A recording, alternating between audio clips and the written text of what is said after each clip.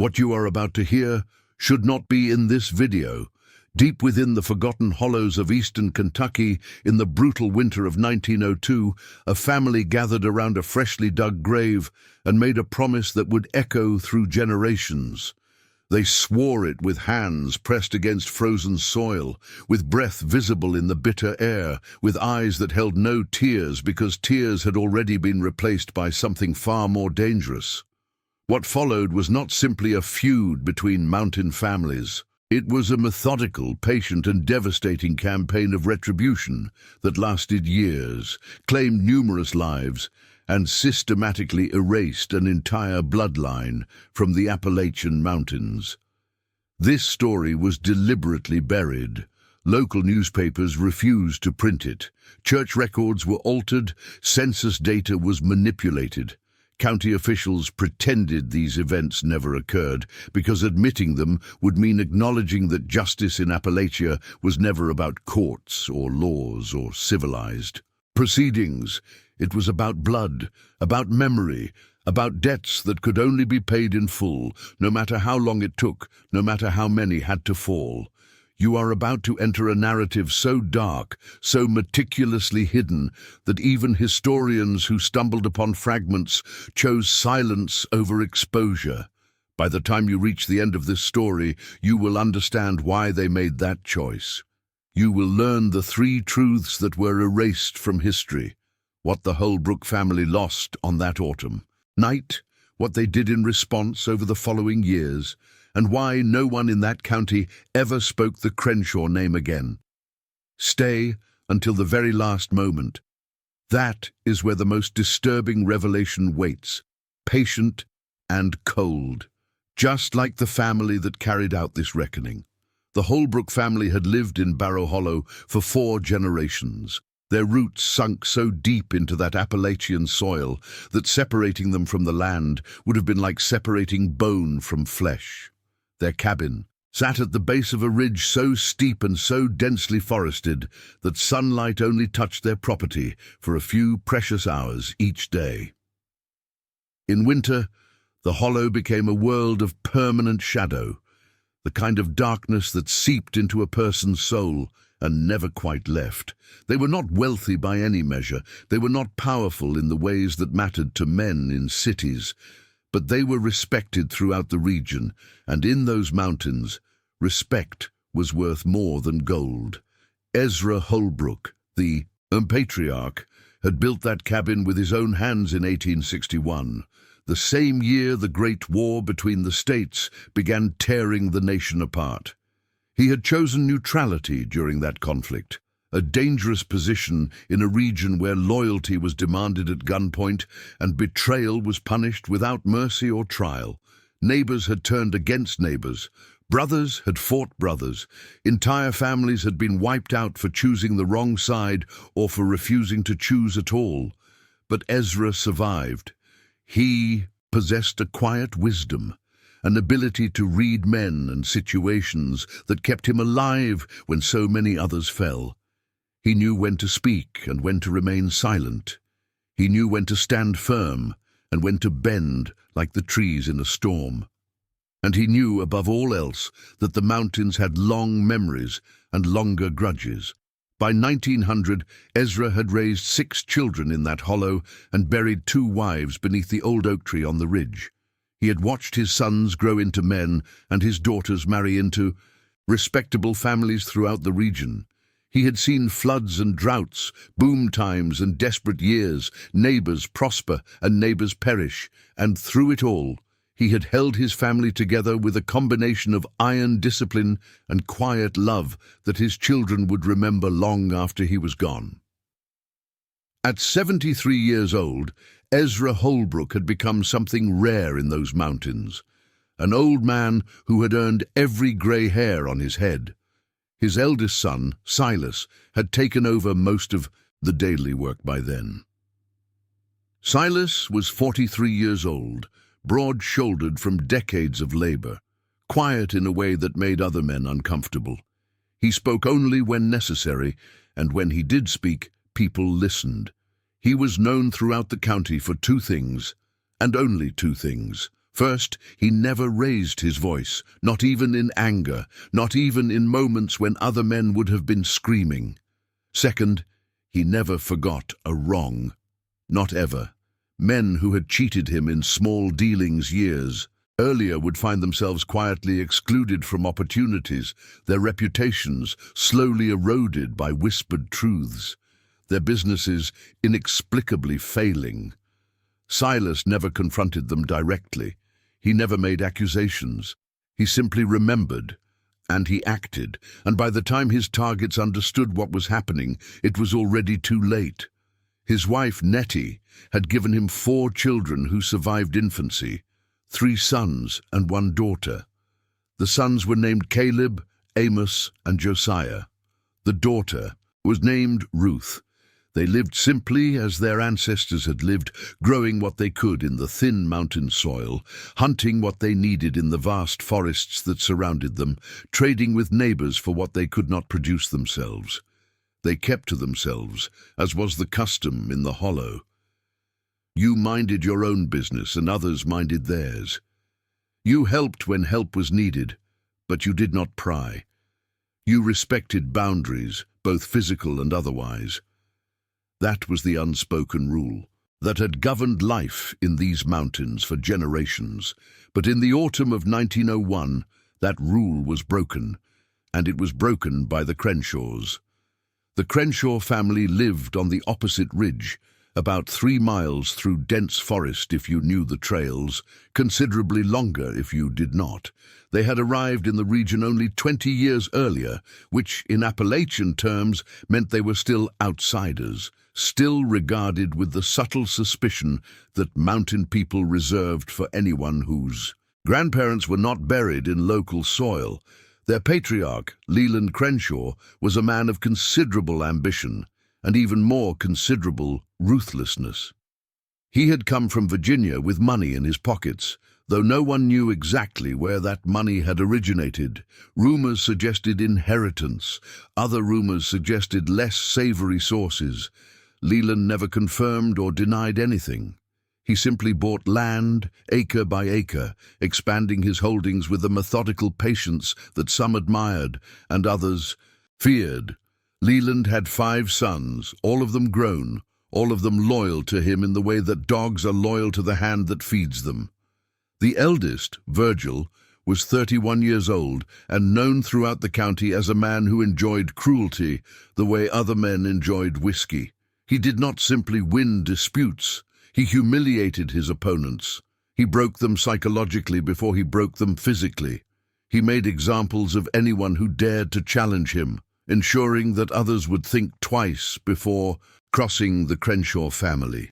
And when he could not break someone through intimidation or violence, he found other ways to remove them from his path, ways that left no evidence, ways that could never be traced back to the Crenshaw farm. The Crenshaws and the Holbrooks had coexisted for 2 decades with minimal direct contact. There had been tension, certainly, small disagreements over property lines that had never been properly surveyed, disputes over water rights during dry summers when every drop mattered, arguments over timber cutting that may or may not have crossed onto Holbrook land, but nothing that could not be resolved with a firm handshake or a cold, mutual silence.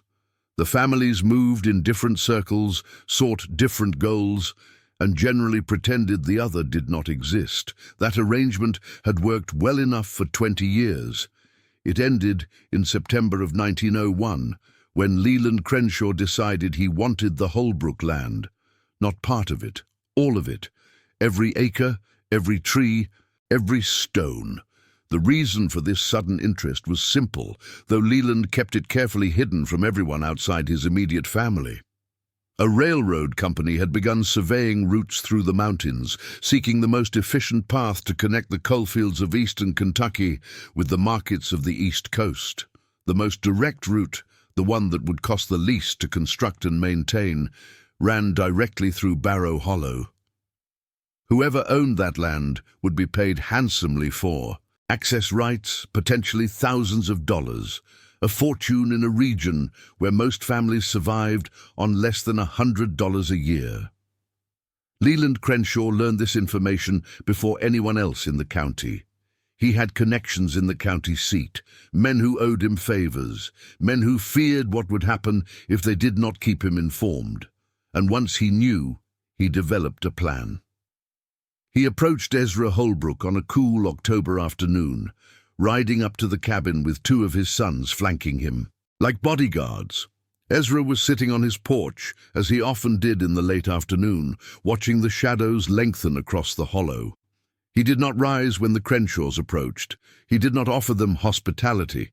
He simply watched and waited, his weathered face revealing nothing. Leland dismounted and walked to the edge of the porch, close enough to speak without shouting, but not close enough to seem threatening. He made his offer in plain terms, without flowery language or false friendship. He wanted to buy the Holbrook land, all of it. He named a price that was, by any reasonable measure, insultingly low, perhaps a quarter of what the land was actually worth, and far less than what the railroad would eventually pay for access rights. Ezra listened without interrupting. When Leland finished, the old man was silent for a long moment, his eyes fixed on some distant point beyond the Crenshaw patriarch. Then he spoke, his voice calm and measured, carrying the weight of 73 years of mountain wisdom. He said no. He was polite about it, as he always was when dealing with men he did not trust. He thanked Leland for the offer. He acknowledged that it was generous, even though they both knew it was not. And he explained, simply and finally, that the land had been in his family for 4 generations. It had been cleared by his grandfather, worked by his father, and would be passed to his children and their children after them. It was not for sale, not at a price. Leland Crenshaw did not argue. He did not threaten. He did not make a counteroffer. He simply nodded, as if he had expected this response all along, tipped his hat in a gesture of false courtesy, and turned back to his horse. But Silas, who had been watching the entire exchange from inside the cabin, saw something in the old man's eyes as he mounted. It was not disappointment. It was not frustration. It was calculation, cold and precise, the look of a man who was already planning his next move. And that look stayed with Silas long after the Crenshaws had disappeared down the trail, long after the sun had set and the hollow had fallen into darkness. 3 weeks later, Ezra Holbrook was found at the bottom of a ravine 1/2 mile from his cabin. His neck was broken, his rifle was missing, and there were boot prints in the mud around his body that did not belong to him, prints that were too large, too fresh, and too deliberately obscured to be coincidental. The county sheriff, a man named Harlan Pruitt, who owed his position to Leland Crenshaw's financial support during the last election, rode out to investigate. He spent approximately 2 hours at the scene, asked a handful of questions that seemed designed to lead nowhere, and declared the death an accident. Ezra, he said, must have slipped while hunting. The ground was wet, the terrain was treacherous. These things happened all the time in these mountains. Tragic, certainly, but not suspicious. Case closed. Silas stood in silence as the sheriff delivered his verdict. He did not argue. He did not protest. He did not point out the obvious inconsistencies, the boot prints, the missing rifle, the fact that his father had walked these mountains for 60 years without once losing his footing. He simply watched, his face as unreadable as stone, his eyes tracking every movement the sheriff made. And when Harlan Pruitt mounted his horse and rode away, already composing the report that would officially close the matter, Silas walked to the edge of the ravine and looked down at the place where his father had fallen. The boot prints were still there, despite the sheriff's cursory attempt to obscure them. They were far too large to belong to Ezra. They were far too fresh to have been made by anyone in the search party, and they led, unmistakably, in the direction of Crenshaw land. Check if you are already subscribed to this channel. If you are not, do it now. What you are about to hear is the kind of story that disappears from history. It gets erased from records. It gets buried beneath layers of official silence and deliberate forgetting. And the only way to make sure you never miss another hidden truth like this one is to subscribe and stay. The Holbrooks are about to begin their reckoning, and you need to be here for every moment of what comes next. That night, the Holbrook family gathered in the cabin that Ezra had built with his own hands more than 40 years earlier. Silas sat at the head of the table in the chair that had belonged to his father, his face illuminated by the flickering light of a single oil lamp. Nettie stood by the fire, her hands trembling slightly, her eyes red from tears she had finally allowed herself to shed. The children sat in silence around the table, their faces pale, their eyes wide with a fear they could not name and did not fully understand. Silas did not speak for a long time. He sat perfectly still, his hands folded on the table before him, his gaze fixed. On some point in the middle distance that only he could see, the fire crackled, the wind moaned through gaps in the cabin walls. Somewhere outside, an owl called into the darkness. And still, Silas did not speak. When he finally broke the silence, his voice was low and steady, carrying no trace of the grief that must have been consuming him. He told his family that their grandfather had been taken from them. He told them that he knew who was responsible, even if he could not yet prove it. He told them that the law would not help them, that the sheriff was bought and paid for, that the courts were controlled by men who owed their positions to Crenshaw money. He told them that the Crenshaws believed they could do as they pleased because they had wealth and power and men with rifles who would follow their orders without question. And then Silas said something that none of them would ever forget, something that would echo in their memories for the rest of their lives. He said that the Crenshaws were wrong. He said that debts in these mountains were always paid, no matter how long it took, no matter how powerful the debtor believed himself to be. And he swore, on his father's memory, on the land that had sustained their family for 4 generations, on everything sacred and profane, that every Crenshaw who had a hand in Ezra's death would answer for it. Not today, not tomorrow, but soon and completely. And finally, Caleb, the eldest son at 22, was the first to speak. After his father's oath, he asked what they should do. Silas turned to look at him, and for the first time that evening, something flickered in his eyes, something cold and patient and terrifying. He told them they would do nothing, not yet. They would grieve. They would bury their patriarch with proper respect. They would return to their work, their routines, their normal lives. They would give the Crenshaws no reason to suspect that anything had changed. And while they waited, while they grieved, while they performed the rituals of ordinary mountain life, Silas would be watching, learning, planning, because revenge, true revenge, was not about passion or impulse. It was about patience. It was about precision. It was about waiting for exactly the right moment and then striking with such devastating finality that your enemies would never recover. The first months after Ezra's death were quiet. Too quiet. The Crenshaws had expected some form of retaliation, however futile. They had prepared for anger, for threats, for perhaps even a clumsy attempt at violence that would give them an excuse to finish what they had started. But nothing came. Silas continued working his land, as he had always done. His sons continued their daily routines without variation.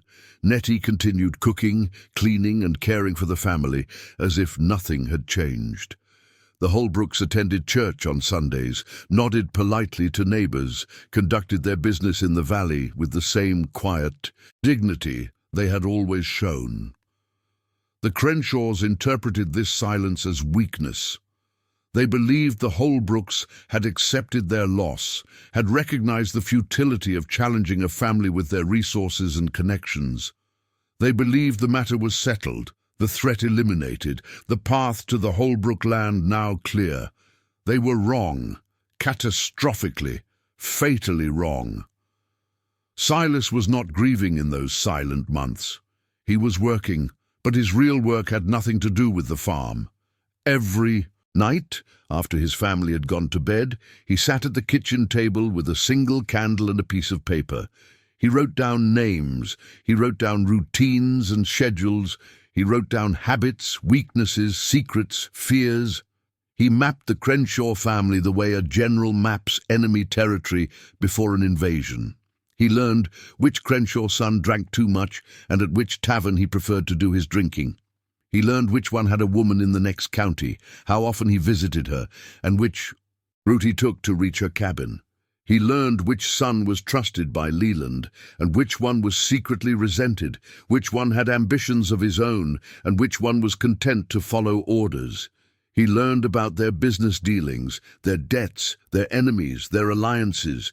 He learned everything there was to learn about the family that had destroyed his father, and he shared none of it with anyone, not his wife, not his sons, not yet, because Silas understood something that most men who sought revenge never grasped. The moment you revealed your intentions, you gave your enemies a chance to prepare.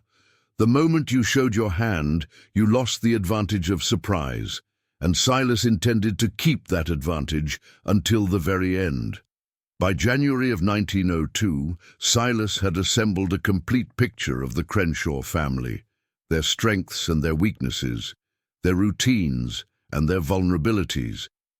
He knew their schedules down to the hour. He knew their habits, their vices, their fears. He knew which of them could be broken through intimidation and which would have to be handled more directly. And most importantly, he knew with absolute certainty which of them had been present at the ravine on the day his father died. It was Virgil, the eldest, the cruelest, the one who had always looked at the Holbrook land with hungry, calculating eyes. Silas had confirmed this through careful, patient observation over many weeks.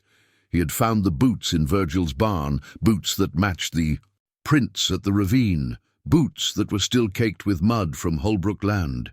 He had seen the scratch marks on Virgil's hands and forearms, the kind of marks that came from grabbing a man who fought back, a man who struggled for his life even as he was being pushed toward death.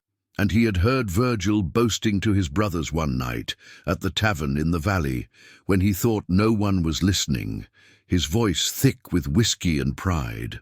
Virgil had laughed about it. He had called Ezra a stubborn old fool who should have taken the money when he had the chance. He had described how easy it had been, how the old man had not even seen him coming until it was too late. He had joked that the Holbrooks would probably sell now with their patriarch gone, and no one to hold them together. That laughter sealed Virgil's fate, but Silas was patient. He would not rush. He would not make mistakes. He would dismantle the Crenshaw family piece by piece, person by person, until there was nothing left but ashes and silence. The winter of 1902 was one of the most brutal in living memory. Snow came early and stayed late, piling in drifts that reached the eaves of cabins and blocked roads for weeks at a time. Temperatures plunged so low that trees cracked from the cold, their trunks splitting with sounds like rifle shots echoing through the frozen forest. Families throughout the region were isolated in their hollows, cut off from neighbors and towns, surviving on whatever provisions they had stored before the storms arrived. It was during this isolation that Silas made his first move, but he did not go after Virgil directly. That would have been too obvious, too easily traced back to the Holbrook family. Instead, he targeted something Virgil valued almost as much as his own life, his reputation, his future, his path to wealth and power. Virgil had been courting a woman from one of the most respected families in the county seat. Her name was Clara Whitmore, and her father was a successful merchant with extensive connections to the railroad company that was surveying routes through the mountains. A marriage to Clara would have elevated Virgil's status immensely, and would have secured the Crenshaw family's position in the coming land deals. It would have given them access to information, to influence, to the kind of respectable society that their mountain money had never been able to buy. Silas destroyed that possibility in a single night. He traveled through the snow, a journey that took nearly 2 days each way, to the Whitmore home in the county seat. He did not announce himself. He did not ask for an audience. He simply left a letter, slipped under the door in the dark of night, and disappeared before anyone knew he had been there. The letter contained information about Virgil's past. Specifically, it contained a detailed and carefully documented account of a young woman in Virginia who had disappeared shortly after rejecting Virgil's romantic advances. A young woman whose family had searched for her for months before giving up hope. A young woman whose body had never been found, but whose last known location had been disturbingly close to the Crenshaw property. The information was true.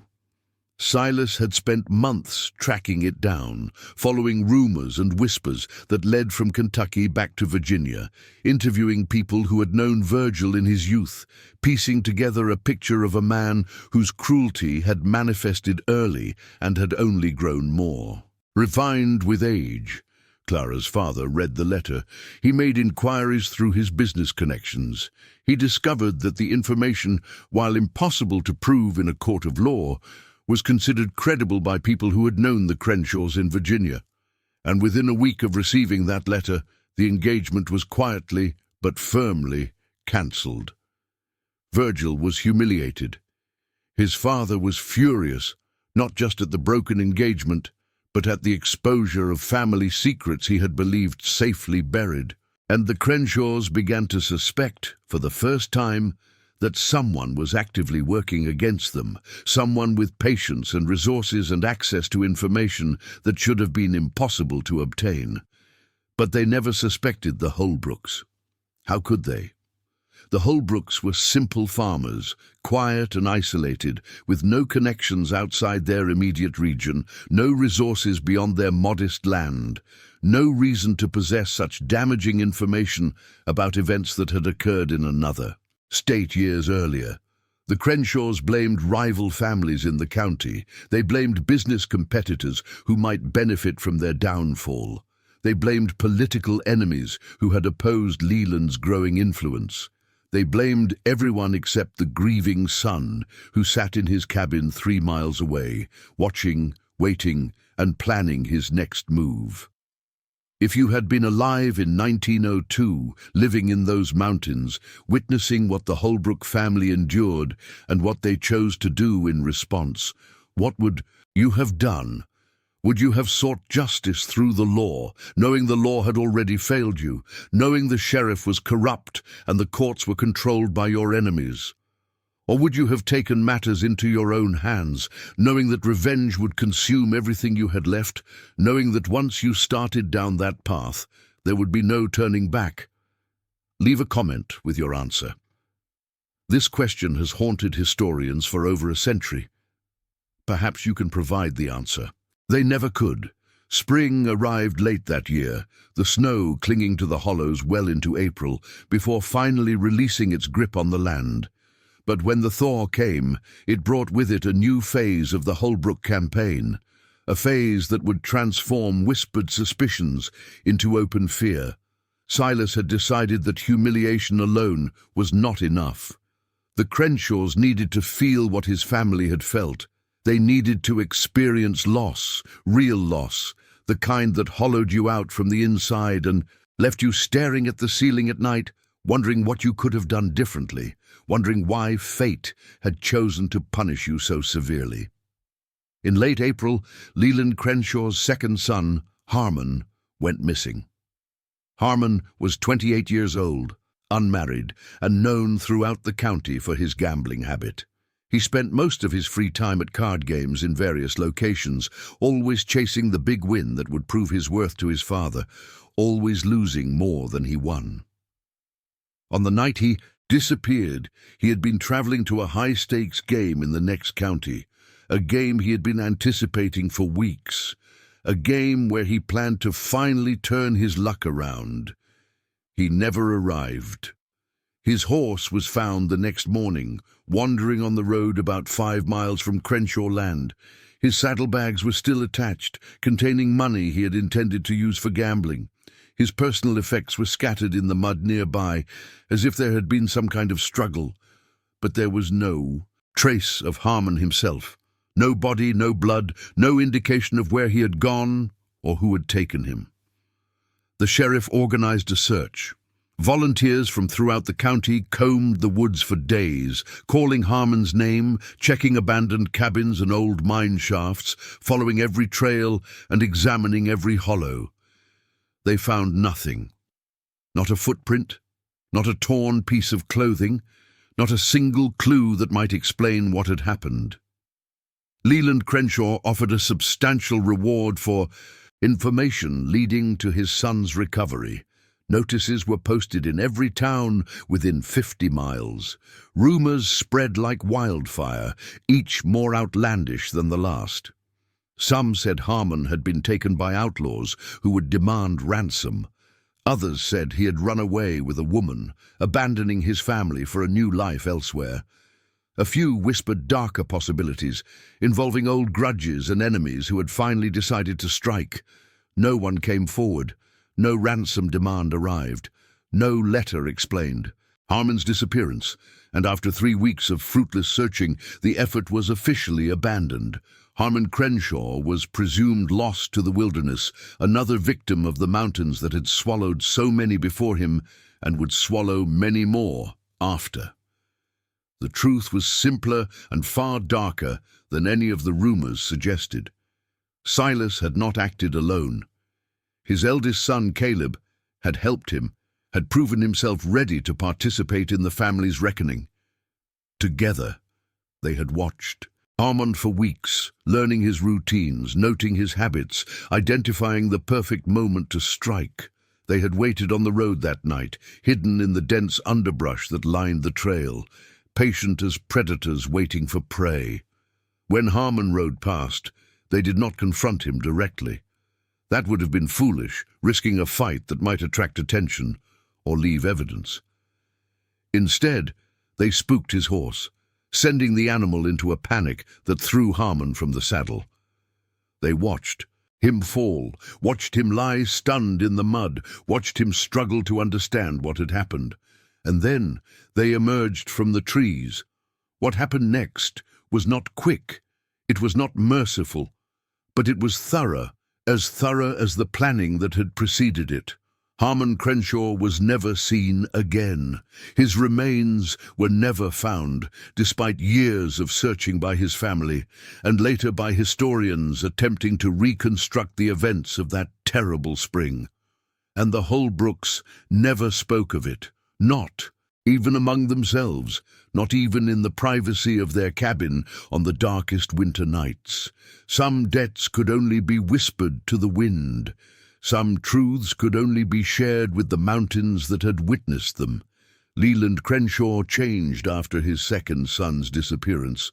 The confident patriarch, the man who had built an empire through cunning and ruthlessness, began to crumble from within. He became suspicious of everyone around him, seeing potential enemies in faces he had trusted for years. He became paranoid, imagining conspiracies behind every setback, threats behind every shadow. He hired armed men to guard his property day and night. He stopped traveling alone, always surrounded by sons or employees who could protect him from dangers both real and imagined. And he began to look at everyone, even old friends and long-time business partners, as potential threats. But he still did not suspect the Holbrooks. They were too small, too insignificant, too broken by the loss of their patriarch to be capable of such calculated violence. They were farmers, nothing more. They had no connections, no resources, no ability to make a man disappear without a trace. That was exactly what Silas wanted Leland to think. And while Leland searched for enemies among the powerful and influential, the real threat remained hidden, patient, 3 miles away across the ridge.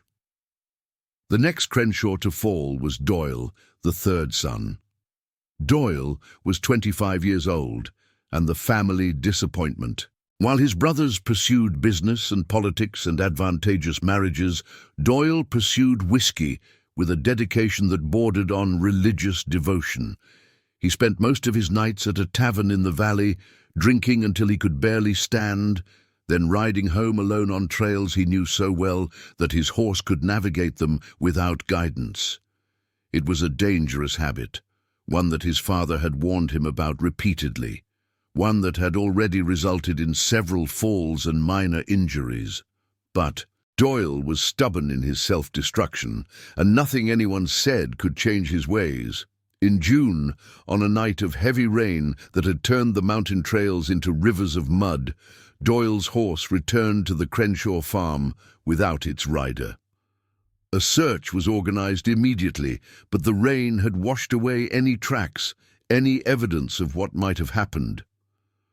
Doyle was found 2 days later at the bottom of a cliff about 3 miles from the tavern, his body broken on the rocks below.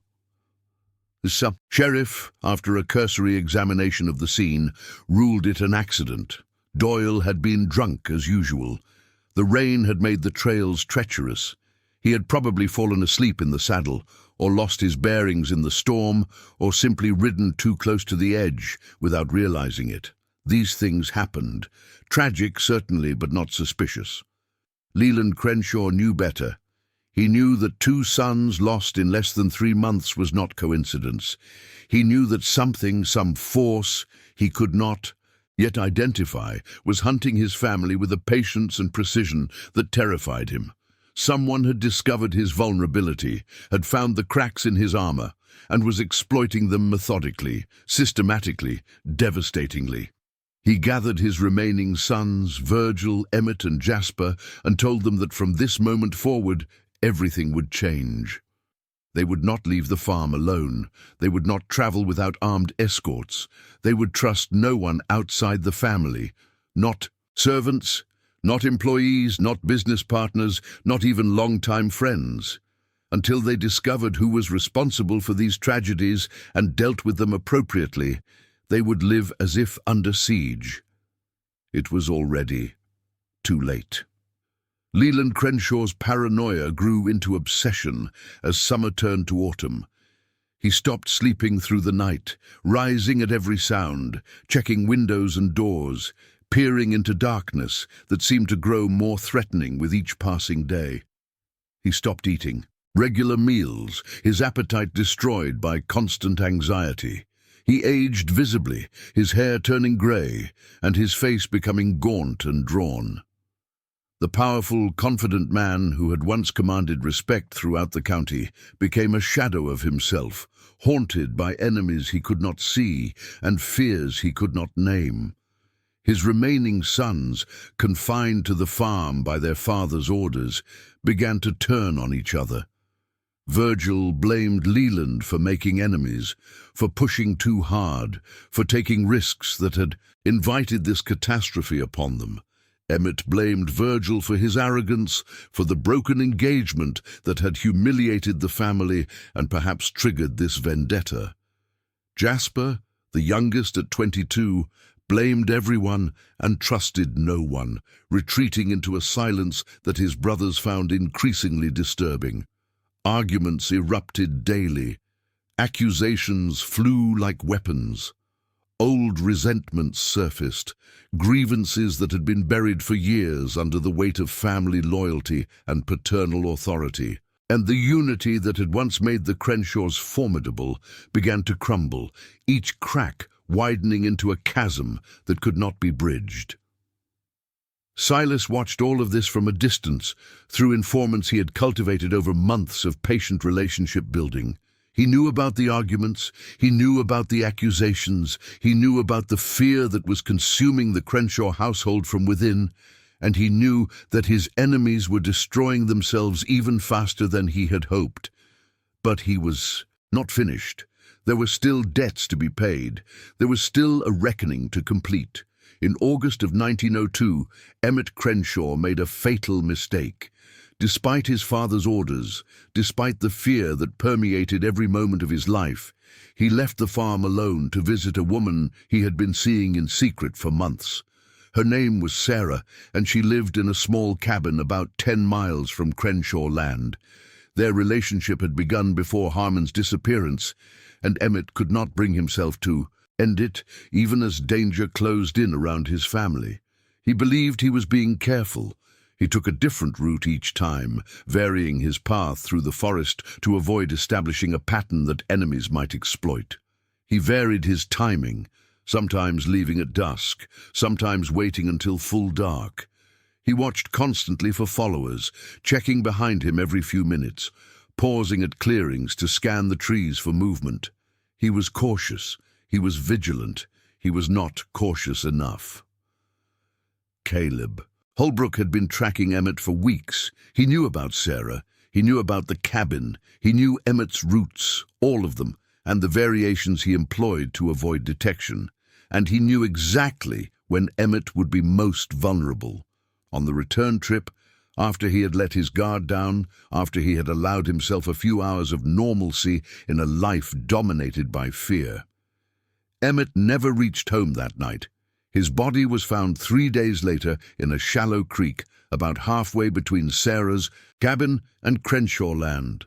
The sheriff examined the scene and ruled it a robbery gone wrong. Emmett's money was missing. His watch was gone. His rifle had been taken. Robbery was common in these mountains, and Emmett had been traveling alone, carrying valuables on trails known to be frequented by desperate men. Leland Crenshaw said nothing when he received the sheriff's verdict. He did not argue with the official conclusion. He did not demand further investigation. He simply sat in his chair by the fire and stared at the flames, his face as empty as the land his family had once hoped to rule. He had lost 3 sons in less than 6 months. He had lost his standing in the community, his business partners pulling away from a family that seemed cursed. He had lost his belief that money and power could protect him from anything. And somewhere in the back of his mind, in the place where intuition lived and whispered truths that reason could not accept, he began to understand who was responsible. Leland finally made the connection that autumn. He did not have proof, nothing that would stand up in court or convince the sheriff to take action. But he had instinct. The same instinct that had made him successful in business and dangerous in competition. And his instinct told him with growing certainty that the Holbrooks were behind everything that had befallen his family. It made a terrible kind of sense when he allowed himself to examine it. Ezra's death coming so soon after. Leland's offer to buy the land. The timing of the attacks beginning shortly after the old man's funeral. The patience, the methodical nature of the strikes, the way they targeted not just bodies, but reputations and relationships. Only a family that had lost everything would be capable of such sustained, calculated vengeance. Only people with nothing left to lose would have the patience and the will to see such a campaign through to its conclusion. Leland gathered his 2 remaining sons and told them what he suspected. Virgil wanted to act immediately, wanted to ride to Barrow Hollow with armed men and finish what he had started with Ezra Holbrook. He was tired of waiting, tired of living in fear, tired of watching his brothers disappear one by one while they cowered behind locked doors. He wanted blood. He wanted resolution. He wanted this nightmare to end one way or another. But Leland, for all his desperation, was not stupid. He knew that attacking the Holbrooks directly would bring attention from outside the county. It would invite investigation by authorities who were not on his payroll. It would give the Holbrooks exactly what they wanted, a justification for their actions, a way to claim self-defense, a chance to portray themselves as victims rather than aggressors. Instead, Leland decided to use the one weapon he still possessed in abundance: money.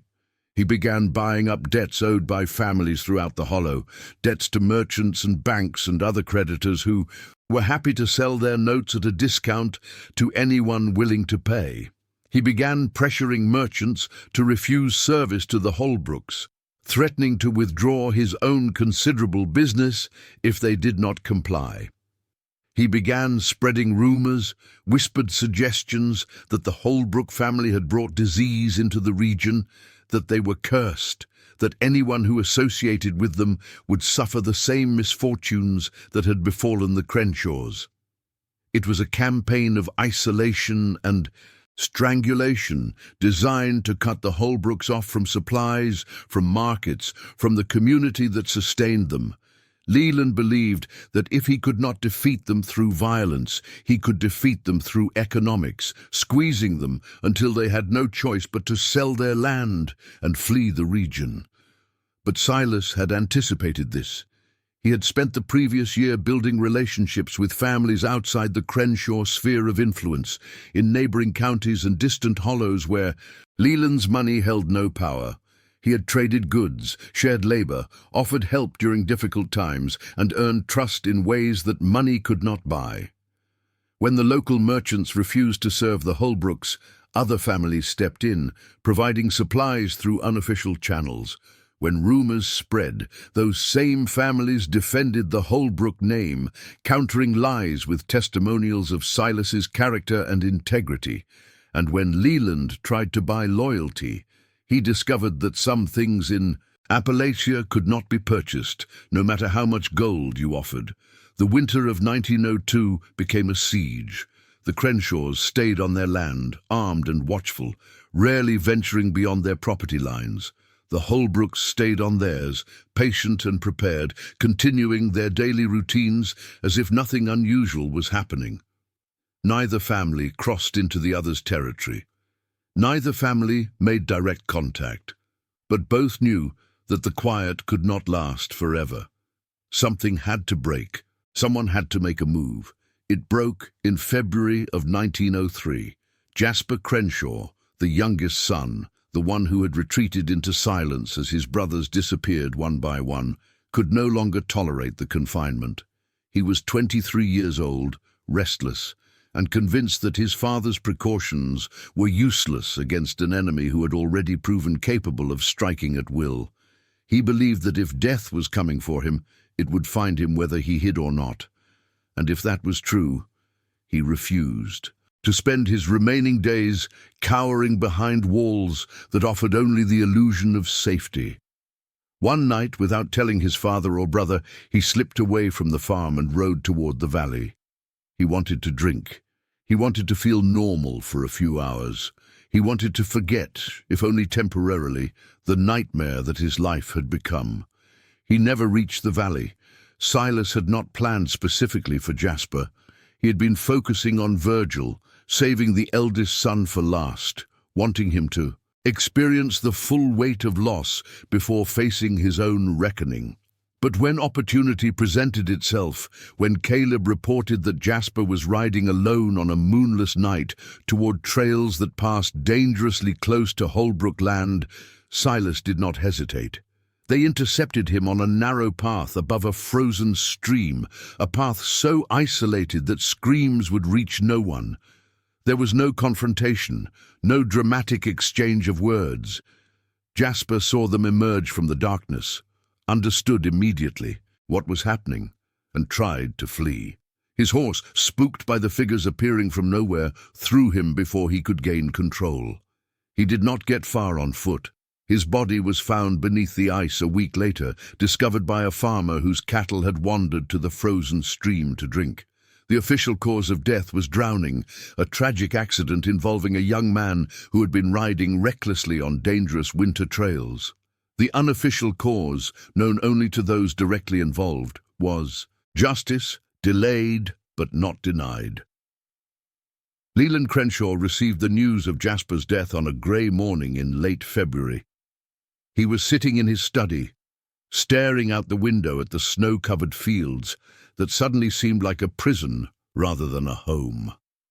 When Virgil brought him the news delivered by a breathless farmhand who had ridden from the valley, Leland did not weep.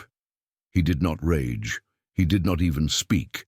He simply sat there, his hands folded in his lap, his eyes fixed on something no one else could see. He had lost 4 sons in a single year, He had lost everything he had built over 2 decades of scheming and striving. He had lost his belief that he could control his fate through money and power and ruthless determination. And now he understood, with perfect, terrible clarity, what Silas Holbrook had understood since the night he swore his oath at the kitchen table. Some debts could only be paid in full, some vengeance could not be stopped, only completed. Virgil was the only son left. He was also the one who had started everything, the one who had pushed Ezra Holbrook into that ravine, the one who had laughed about it afterward, the one whose arrogance had brought this destruction upon his entire family. Virgil knew he was next. He could feel it in the silence that surrounded the farm, heavier now than ever before. He could feel it in the shadows that seemed to move at the edge of his vision, always present, always watching. He could feel it in the dreams that woke him every night, dreams where his brothers called to him from darkness, asking why he had brought this upon them, why his pride had cost them their lives. He decided to end it himself, not by fleeing, not by hiding. Those options had already proven useless against an enemy who seemed to know their every move before they made it. Instead, Virgil chose confrontation. He would face the Holbrooks directly, on his terms, in a place of his choosing. He would settle this once and for all, with finality that would leave no doubt about the outcome. He sent word through an intermediary, a nervous merchant who owed money to both families and wanted nothing more than to be left alone. The message was simple and direct. Virgil Crenshaw challenged Silas Holbrook to meet him at the old mill by the river, alone at dawn on the first day of March. He promised that if Silas came, the feud would end, one way or another. He promised that no tricks would be played, no ambushes arranged. He promised that this would be a reckoning between 2 men, face to face, as their ancestors had settled disputes for generations beyond counting. Silas received the message with no visible reaction. He read it once, his face as unreadable as always, then folded it carefully and placed it in his pocket. That night he gathered his family and told them what he intended to do. Nettie begged him not to go. She had already lost her father-in-law to the Crenshaws. She could not bear to lose her husband as well. She said that Virgil could not be trusted. She said that this was exactly the kind of trap a desperate man would set. She said that they had already won, that the Crenshaw family was destroyed, that there was no need to risk everything on a final confrontation that might end in tragedy. But Silas had already made his decision. He had not spent 2 years dismantling the Crenshaw family to let the last one escape. He had not endured sleepless nights and constant vigilance to stop short of complete resolution. Virgil had to answer for what he had done. The debt had to be paid in full, and if that meant risking his own life, then so be it. Some things were more important than survival. He told his sons that if he did not return, they would know what to do. They would protect their mother. They would keep the land. They would remember what had been done to their grandfather and why. Caleb, Amos, and Josiah nodded in silence. They understood, and they had already made their own plans. On the morning of March 1st, 1903, Silas Holbrook walked to the old mill by the river. The sun had not yet risen. The air was cold and still, carrying the scent of melting snow and wet earth. The river was a dark ribbon between frozen banks, its water moving sluggishly beneath thin sheets of ice. The mill itself was a ruin, abandoned for years, its walls crumbling and its wheel long since rotted away. Virgil was already there, standing in the doorway of the mill, a rifle in his hands. He looked older than his 32 years, his face gaunt and his eyes hollow from months of fear and loss. But there was determination in his posture, a final resolve that had replaced the arrogance and cruelty that had once defined him. For a long moment, neither man spoke. They simply looked at each other across the 20 yards that separated them, 2 men who had lost everything, 2 men who had nothing left but this final confrontation. Then Virgil raised his rifle and Silas Holbrook, who had never raised his voice, who had never forgotten a wrong, who had spent 2 years patiently destroying everything Virgil loved, did something unexpected. He did not draw his weapon. He did not flinch. He did not reach for the pistol at his belt or the knife in his boot. He simply stood there, hands at his sides, eyes fixed on Virgil's face, and waited. Virgil hesitated. He had expected fear. He had expected pleading. He had expected some reaction he could use to justify what he was about to do, some final confirmation that the Holbrooks were weak, that they deserved what had been done to them. But Silas gave him nothing. Just silence, just stillness, just the quiet certainty of a man who had already won, regardless of what happened next. That hesitation cost Virgil everything.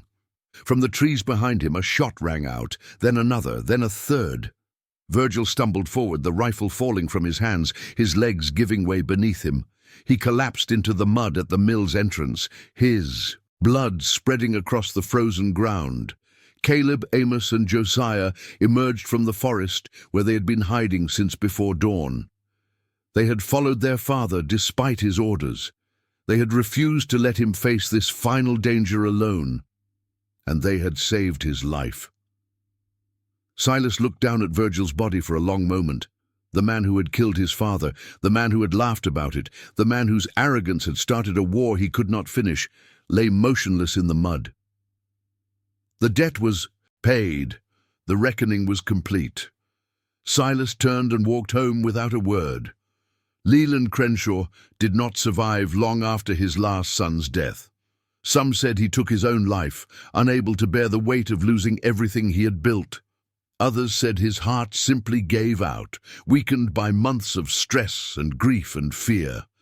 The truth was never recorded, never investigated, never officially determined.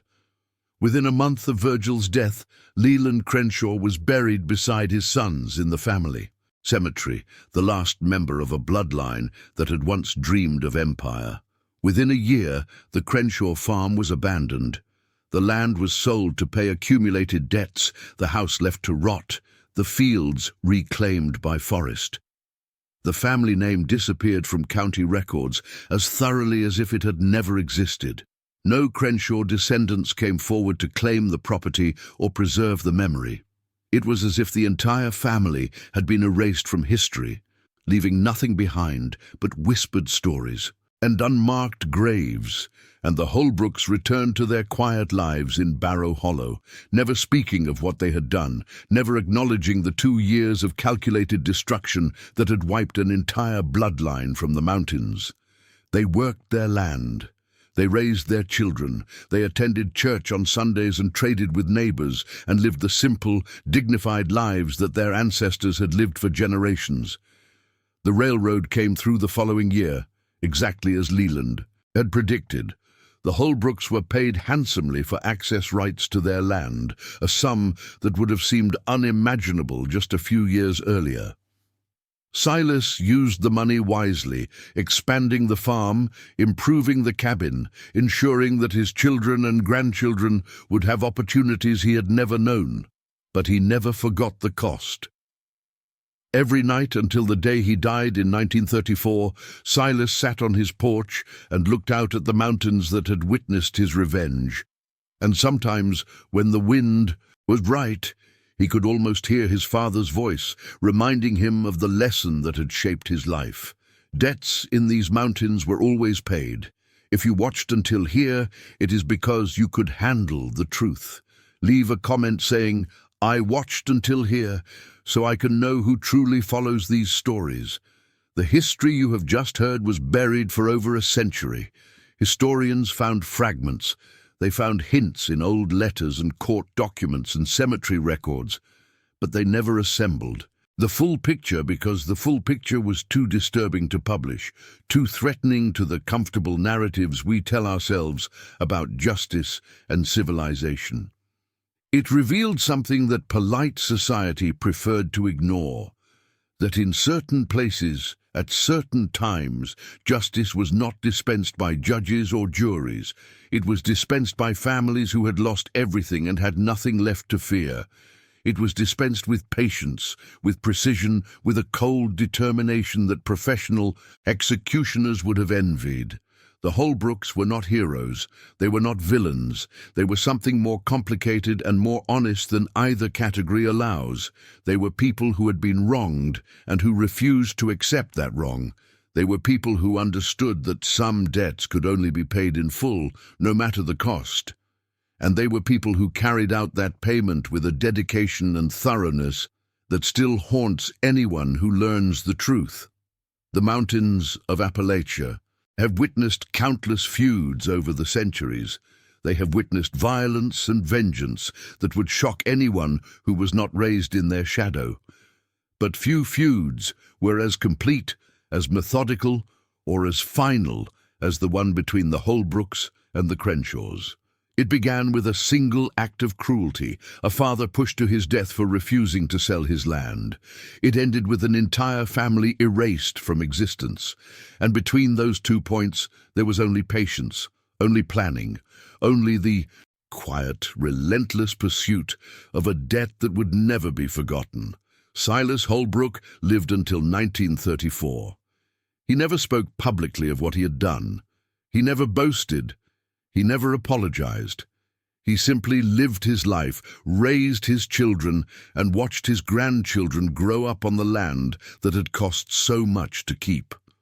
When he died, he was buried next to his father in the family cemetery on the ridge above Barrow Hollow. His headstone bore only his name and his dates. No epitaph, no inscription, no explanation. Because none was needed. Everyone who mattered already knew. If this story moved you, if it disturbed you, if it made you think about the nature of justice and the price of vengeance, then do 3 things before you leave. First, like this video so others can find it. Second, subscribe to this channel so you never miss another hidden truth from history. Third, share this story with someone who needs to hear it. Someone who might understand what it means to lose everything and to refuse to accept that loss. The Holbrooks kept their secret for over a century. Now that secret is yours. What you do with it is up to you.